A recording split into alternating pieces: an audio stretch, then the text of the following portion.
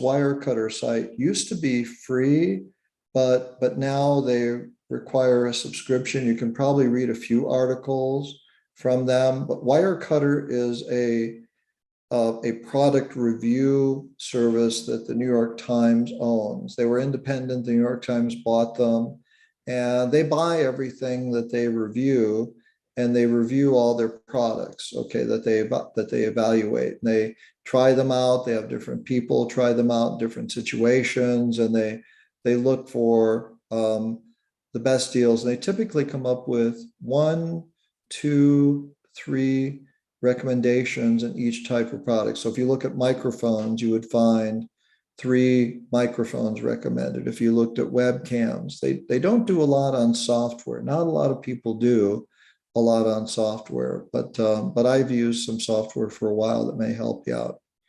Consumer Reports is a nonprofit. They don't accept any advertising. They're most often available through libraries. So they have a lot of reviews on things like printers and network routers and computers, and other things that might be helpful for you in a home office, okay? And then there's Amazon, which has a lot of reviews by shoppers, but they're not always the best. They're not independent reviews always. And so, but generally, if you get a product that has a lot of reviews, like several hundred, and people have, all tend to agree that it's all pretty good, you'll generally find it that the crowdsourcing opinion is generally pretty good on that. And Amazon's a great resource for a lot of products. There's other places you can go to, but these are what I typically use to kind of get an idea of what, if I'm buying something, what do I need to get and what would be recommended. Okay.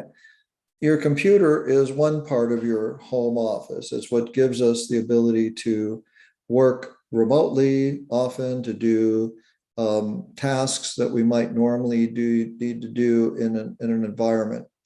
So there's typically a low budget computer price range, a mid-range, and a high-end price range. And if you're looking for just web browsing or email, you can get away with a budget computer. You can get away with a Chromebook. You can buy an inexpensive Windows computer. Macs are not typically inexpensive. They start kind of at the mid-range. If you're going to be doing a lot of Zoom and office work, I would recommend a mid-range computer that's generally going to be in the $800 to $1,200 price range. And then if you need to do more powerful types of applications like video or photo editing, I'd recommend something like a higher end machine in the $1,500 up price range. Consumer Reports, I'm going to go to their website, and they have a great set of reviews and ratings on products. I'm a member, so I'm going to sign in. You don't have to be a member if you don't want to be. Let's see if I can get that sign in to work. You can you get them through your library oftentimes. So if you look for things like, if you can go to their product directory, you can see the types of products they might have.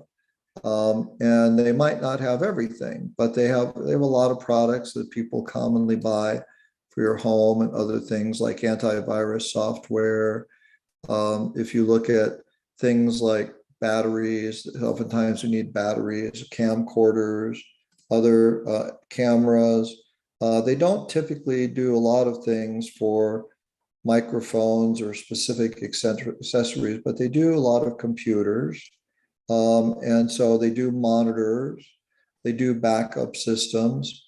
So if you look at computers, they will look at, they'll rate desktops, they'll rate laptops, they'll give you information about buying guides that might be things to look at, and they'll have some recommendations for specific types of computers in both desktop and laptop. A laptop or notebook works great.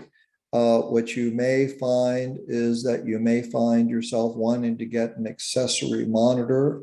If you have your computer in your home office and you can connect that display to your laptop, and then you have a dual display system that you can use, which gives you a lot more screen space. So they have tools on recommendations on computers. If you're looking at monitors, there's a lot of good monitors out there, but keep in mind that monitors change a little bit. And so, but they have recommendations on great things. I have a 32-inch